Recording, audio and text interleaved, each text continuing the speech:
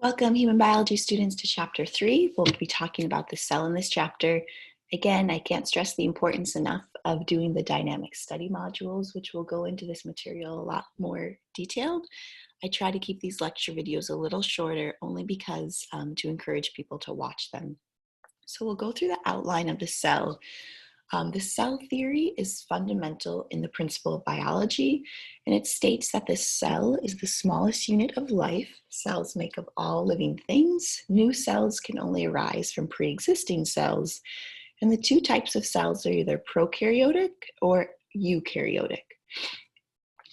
Prokaryotic cells are simple, they're smaller, they lack what we call membrane-bound organelles, and they include bacteria and archaea. Eukaryotic cells are more complex, they're larger. They do have membrane-bound organelles, and they're found in plants, animals, fungi, and protists. So this is a look at a cell. We can see the plasma membrane, DNA region, cytoplasm, ribosome, and cell wall, and this is typical of a prokaryotic cell.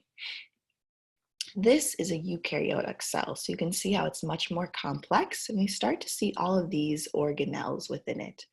And all of these organelles are what we call membrane bound because they have their own membrane or separation around them from other things inside the cell. This is a great picture to review. You should know what each structure does in this picture. So the nucleus, the ribosome, what happens there, the rough and smooth endoplasmic reticulum, and the Golgi. Again, we'll briefly go over these organelles, and you should review that dynamic study module really for all chapters in this module, or this unit, to kind of spend some more time learning these. So here's a review of the features of prokaryotic and eukaryotic cells. If we look at the microscopy of cells, cells vary in size, but they can never exceed the volume that can be nourished by materials passing through the surface membrane. And this is called the surface to volume ratio, which means as a cell gets larger, its surface area increases far more slowly than its volume. So if we take a look, this is the surface area, the volume, and the surface to volume area ratio. Most eukaryotic and prokaryotic cells are typically measured in micrometers. They can be seen through either light or electron microscopes, and micrographs are photographs taken with the microscope. And this is kind of fun to look at different pictures of cells that we can see through microscopy. So these are striated muscle cells viewed through a light microscope. The same striated cells using an electron microscope, which is even more powerful. And these are the same muscle cells using a scanning electron microscope, which is the most powerful. So you can see how the detail increases as we use more powerful microscopes. Although we begin life as only one cell, that cell differentiates into many specialized cells. And these specialized cells have structures that can reflect their specific functions. A sperm is specialized to be highly mobile. In contrast, an egg is specialized to be much larger and immobile, packed with material needed to initiate development of life. A mature red blood cell is devoid of most organelles. It does not have a nucleus, and it's specialized for carrying oxygen. And a cardiac muscle cell is specialized for contraction and for propagating a signal for contraction in the heart. So different cells are specialized to do different things. The plasma membrane is the outer boundary of the cell, and it'll control movement of anything into and out of the cell. It's made of a phospholipid bilayer, and proteins, cholesterol, and carbohydrates can be part of the membrane and give it qualities of what we call a fluid mosaic. I'll let you guys watch this video on your own. But in summary, this is what a plasma membrane looks like. We have this lipid bilayer, which makes up two sets of lipids. Their hydrophobic tails point toward each other, and hydrophilic heads point to the exterior and interior surface of the cell. And then we have different proteins, cholesterol, carbohydrates, which are added, which help make this, they can kind of move throughout the membrane into this structure we call a fluid mosaic model. The functions of this plasma membrane, it maintains the structural integrity of the cell. It's selectively permeable, which means it only allows certain things to come in and out. Glycoproteins provide recognition between cells. Receptors can provide communication. And cell adhesion molecules will stick cells together to form tissues and organs. There are two types of movement across the plasma membrane. It can be passive transport or active transport. And your discussion post for this week really involves these two processes. So I'd encourage you guys to spend some time learning about the different processes of passive transport and active transport and what they both mean. Simply put, passive transport is movement across the membrane that does not require any energy or ATP. So the three examples of passive transport that we use are simple diffusion, facilitated diffusion, and osmosis. Active transport is movement across the membrane that requires energy, so that will require ATP. This is a great video that describes the differences of transport, so please watch that. Simple diffusion is movement of a substance from an area of high concentration of that substance to low concentration, and the end result is an equal distribution of the substance in the two areas. And this is a look at how substance will move from an area where they're highly concentrated to less concentrated. This is just simple diffusion. This happens passively. No energy is required. Facilitated diffusion often happens from a movement of a substance from high to low concentration, but in order to cross the cell membrane, a water-soluble substance needs to be assisted or facilitated by a carrier protein, which just helps it get across. So this is a carrier protein helping glucose molecules get across the cell membrane. And again, glucose is still traveling from an area of high to low concentration, but it gets help getting through that lipid bilayer with the help of a carrier protein. So this is facilitated diffusion. Passive process does not require energy. Osmosis is the movement of water across a selectively permeable membrane, and water will move from an area of high water concentration to low water concentration, and the water molecules basically are moving in order to dilute a solution. This is a great osmosis video. Please watch it. This is an example of what happens to red blood cells when they're placed in a solution that has more or less solute than what it's normal. So an isotonic solution, this bag is filled with about 98% water and 2% sugar. And if we put this balloon in this liquid or a solution that's isotonic, meaning it has the same concentrations of water and sugar outside the bag as inside the bag, water will diffuse naturally in both directions, but since it's going into an equal concentration solution, nothing will happen to the bag itself. If we put this bag of water and sugar solution into a hypertonic solution, hypertonic means it will be more concentrated with sugar, hyper. So the solution has 10% sugar in relation to the 2% sugar that's found in the bag. So water will naturally flow out of the bag into the higher concentrated solution to try to create an equal concentration between the two places. So the bag will actually lose more water than it gains and it will shrivel up. This can happen in red blood cells. If you place a red blood cell in a hypertonic solution, your red blood cells will shrivel up and lose water. If we place a bag into a hypotonic solution, for example, into completely distilled water with no sugar in it, water will flow into the area of higher concentration. So the bag will gain water, it'll swell, and it could possibly burst. And that's what's happening to these red blood cells if they were placed in a hypotonic solution. Active transport is movement of a region of a substance from low to high concentration. And this always requires the help of a carrier protein and energy, typically ATP.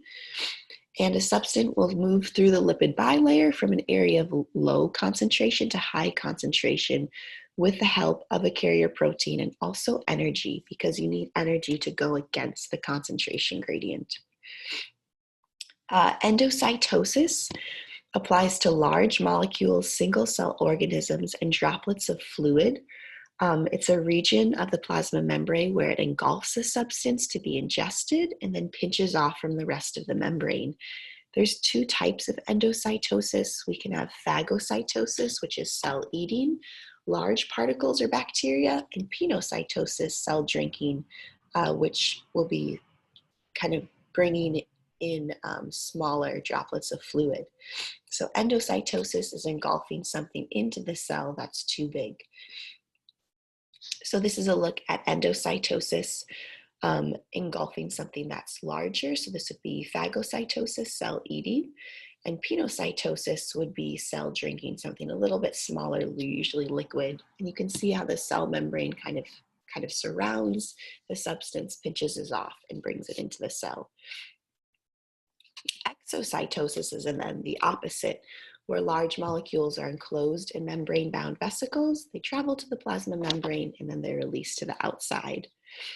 Video about the two mechanisms for moving big particles through the membrane, endocytosis and exocytosis. And this is a look at what exocytosis does, how the vesicle fuses with the wall and the vesicle spills its contents outside of the cell. Here are a description of mechanisms of transport. And then we'll get into the organelles. And inside eukaryotic cells, we have these organelles, which have very different functions. Non-membrane organelles also perform specific functions. So we'll start with the nucleus. This contains almost all of the genetic information of the cell and DNA. It's surrounded by its own double membrane called the nuclear envelope. And the nuclear envelope allows communication through it through its nuclear pores. The genetic information is organized into chromosomes, which are pieces of DNA and associated proteins called histones. And humans have 46 chromosomes, or 23 pairs, in the loose form, which are then visible in light microscopes during cell division. So here's a look, the diagram of the nucleus, and where you can see the nucleolus, which is inside of it, covered with the nuclear envelope and nuclear pores. And you can see how the chromatin is the DNA and its associated protein are kind of those darker regions. Here are individual chromosomes visible during cell division. They have this little X-like shape. At other times, genetic material is dispersed and called chromatin. So chromosomes are when the DNA gets tightly coiled into these X-shaped structures. That happens only when the cell is ready to divide. Otherwise, the DNA material is within the nucleus as chromatin. The nucleus has nucleoplasm and a nucleolus. The endoplasmic reticulum is an extensive network of channels connected to your plasma membrane, the nuclear envelope, and certain organelles. You can have rough ER or smooth ER, and the difference between the two are that rough ER contains ribosomes, and smooth ER lacks ribosomes, which are involved in the production of phospholipids and detoxification. So this is a look at the difference between rough and smooth ER. Rough ER has ribosomes attached to its surface and modifies proteins made by ribosomes. Ribosomes are the organelles that create proteins. And smooth ER lacks ribosomes and will be important in detoxifying certain drugs and produces phospholipids for incorporation into membranes. So you'll find smooth ER in places like the liver. The Golgi complex is a series of interconnected flattened membranous sacs, and it has proteins that are packaged into vesicles and transferred to the Golgi complex for processing and packaging. I mimic the Golgi complex to like an Amazon distribution center because the Golgi takes in all these vesicles, it processes them, packages them, and sends them out. Lysosomes contain about 40 digestive enzymes that help break down macromolecules or old organelles and invaders. So this is a look at the Golgi complex. Again, it serves as a site for protein processing and packaging within the cell, and then it'll send out those vesicles to their appropriate destinations. Here's a look at what happens to a transport vesicle containing proteins, travels inside the Golgi where it gets processed, and then it gets sent out the shipping side and travels to a specific destination, either inside the cell or outside the cell. Here's lysosomes engulfing damaged organelles, breaking them down. And this is another lysosome fusing with a vesicle containing bacteria and digesting it and then expelling any substances out of the cell. Mitochondria are the cell's kind of muscle center for producing ATP. So they will provide cell with energy through the breakdown of glucose to produce ATP, which every cell needs for energy. It contains an inner folding for cristae, called cristae, that provides increased membrane surface for cellular respiration. A singular mitochondria is called a mitochondrion. So this is what a mitochondria looks like. It has this double membrane structure where glucose will be broken down to create ATP or energy for the cell. Then the cytoskeleton provides shape and support for the cell. So these will be non-membrane bound organelles. We have microtubules, intermediate filaments, and thin microfilaments. Centrioles are a microtubule organizing center located near the nucleus. And then microtubules and microfilaments disassemble and reassemble, while intermediate filaments tend to be more permanent. Centrioles are organized in a pair, and they function in cell division and in the formation of cilia and flagella. And this is a look at a diagram of a centriole. Each centriole is composed of 9 sets of triplet microtubules arranged in a ring. And again, these will be important for cellular division. Microtubules are made of a protein tubulin. They're responsible for structure and movement of cilia and flagella. We'll talk about what cilia is. There are numerous short extensions in a cell that move back and forth. Flagella are larger than cilia, and they move in an undulated manner. So in humans, they're only found in sperm cells. So this is a look at what cilia looks like, lining the respiratory tract, and sperm cells you can see here in the fallopian tube have the flagellum on them. Microfilaments and intermediate filaments. Microfilaments are found in muscle contraction. They're made of actin. Intermediate filaments, our protein composition varies, and there's a diverse group of rope-like fibers that maintain cell shape and anchor organelles.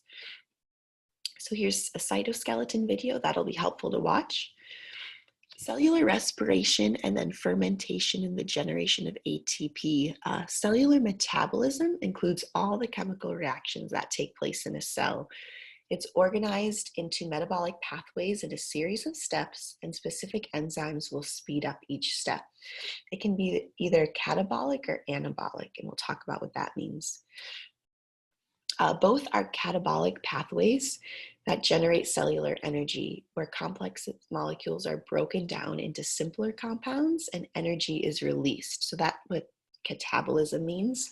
Catabolic pathway is breaking down complex molecules into simpler ones, releasing energy. Cellular respiration requires oxygen to break down glucose into the final products of carbon dioxide, water, and energy as ATP. There's 4 phases of cellular respiration, and they usually occur continuously in the cell: glycolysis, the transition reaction, the citric acid cycle, and the electron transport chain. Glycolysis occurs in the cytoplasm. It splits glucose into 2 pyruvate molecules. It doesn't require any oxygen at this point, and we gain 2 ATP and 2 NADH molecules, which will be important later in the cycle for the electron transport chain. So here's a look at glycolysis in the cytoplasm and how glucose is split into 2 pyruvate molecules. And the 2 pyruvate molecules will then go on into the mitochondria. The transition reaction happens in the mitochondria. It removes a carbon as carbon dioxide from each pyruvate, and it generates an acetyl-CoA and an NADH molecule when each pyruvate is broken down. That acetyl-CoA then enters the citric acid cycle, which also happens in the mitochondria. It will produce 2 ATP, 2 FADH molecules, and 6 NADH molecules, and releasing CO2 as a waste product.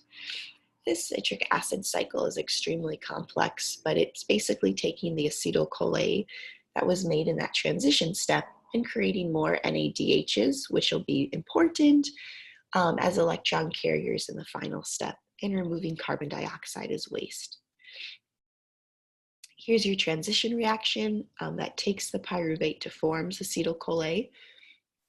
And phase 4 is the electron transport chain. It requires oxygen, and electrons that were made in previous steps are transferred from one protein to another. And this is the phase where it creates the most energy, 32 ATP molecules. Here's the electron transport chain. And again, this phase creates the most ATP and energy molecules. And oxygen acts as the terminal electron acceptor to create water. So these are the main products of each phase of cellular respiration. And again, cellular respiration is important because it takes glucose and creates ATP or energy from it. And your body needs ATP to function for every situation. So here is a review of that cellular respiration process, starting with the glucose molecule, going through glycolysis, transition, citric acid cycle, and the electron transport chain, getting a net total of about 36 ATP at the end for every one glucose molecule. Fermentation is the breakdown of glucose without oxygen. This takes place in the cytoplasm. It's very inefficient. It doesn't make that much ATP. Lactic acid fermentation takes place in humans in muscles during strenuous exercise when oxygen supply is low. Muscle pain is caused partly by the accumulation of the waste product, lactic acid. If you feel the burn, that's accumulation of lactic acid. And soreness will eventually disappear as lactic acid is converted back to pyruvate. So here's a great video looking at cellular respiration and fermentation. So from this workshop, or from this chapter, I know there was a lot going on. You should be able to explain passive and active transport. You should know the function and structural features of all of these organelles and comparing structure and function of the 3 fibers that make up the cytoskeleton. You should be able to summarize a little bit of the efficiency of cellular respiration as methods to harvest cellular energy from glucose to create ATP. Thanks for listening, guys.